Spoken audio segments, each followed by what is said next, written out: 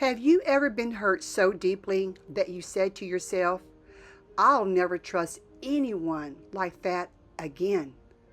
Maybe it was a friend who betrayed your confidence, maybe a spouse who broke a promise, or even someone in church who let you down when you needed them the most. You forgave. You've done that hard work. But now, every time someone gets close, you feel that wall go up. You want to love freely, but fear whispers, don't you dare. You remember what happened last time?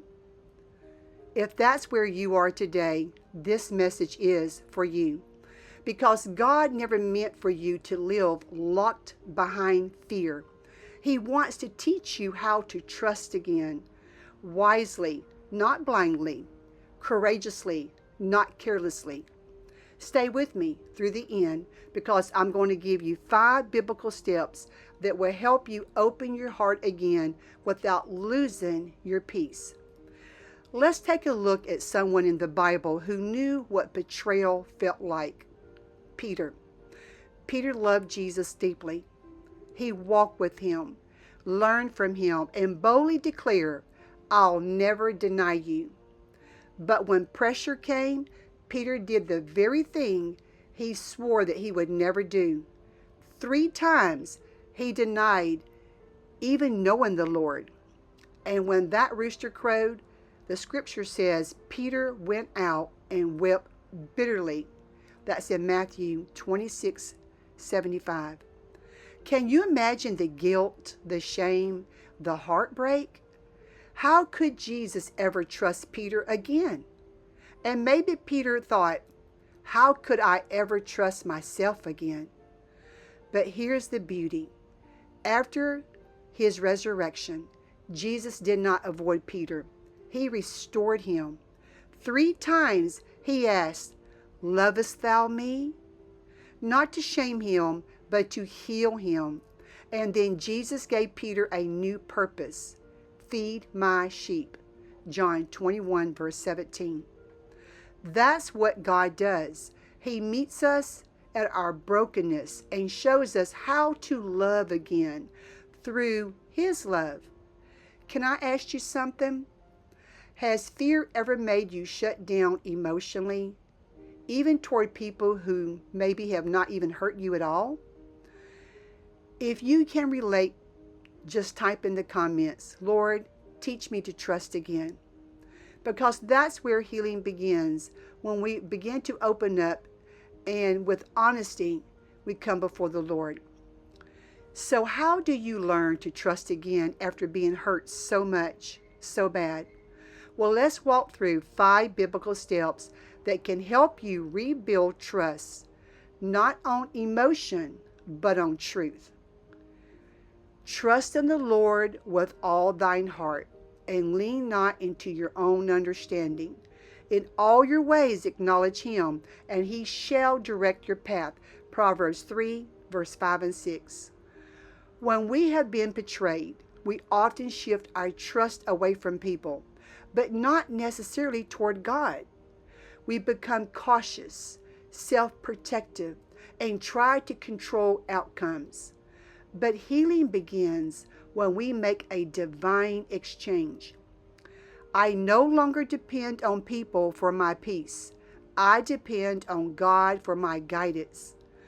When we trust God first, He will show us who to trust and how much to trust.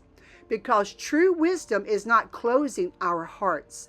It's letting God guard us through it all. Take a moment and ask yourself, have I been trying to protect myself instead of trusting God to protect me? That's the first step toward freedom. In 2 Timothy chapter 1, verse 7, the Bible says, For God hath not given us the spirit of fear, but of power and of love and of a sound mind. Because we know fear torments. Fear can disguise itself as wisdom sometimes also. We say, I'm just being careful, but deep down we mean, I'm afraid to be vulnerable again. The truth is, we cannot build new trust while living in old fear. Fear builds walls. Love builds bridges. And the only one of those leads to freedom. When fear starts whispering, don't trust, then just answer it with faith. God, you have not given me the spirit of fear, but you have given me power, love, and a sound mind. If this is speaking to you, stay with me, because step 3 might surprise you. It's not about trusting others. It's about rebuilding trust in yourself. Psalms 37 verse 23 and 24 says, "The steps of a good man are ordered by the Lord, and he delighteth in his way. Though he fall, he shall not be utterly cast down, for the Lord upholdeth him with his hand." Sometimes the person we stop trusting most is ourselves. We think, I should have seen the red flags, or how could I let that happen? But remember this, God does not define you by your mistakes. He refines you through them. The key to rebuilding trust in yourself is not perfection. It's obedience. Each time you follow God's leading, even in small things, you are proving to yourself, your heart, I can hear him, I can follow him, and I can grow spiritually. Your past failures does not disqualify you from future wisdom. It actually prepares you for it. If you've ever have doubted yourself after being hurt, type this in faith. Lord, help me to trust your voice again. Because trusting yourself again starts with trusting the God who lives within you.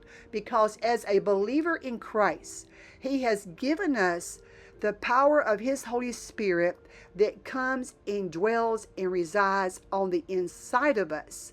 And his Holy Spirit is our helper. Proverbs 4:23 says, "Keep your heart with all diligence, for out of it are the issues of life." Boundaries are biblical. Barriers are emotional. Boundaries say, I love you, but I also love myself enough to stay healthy.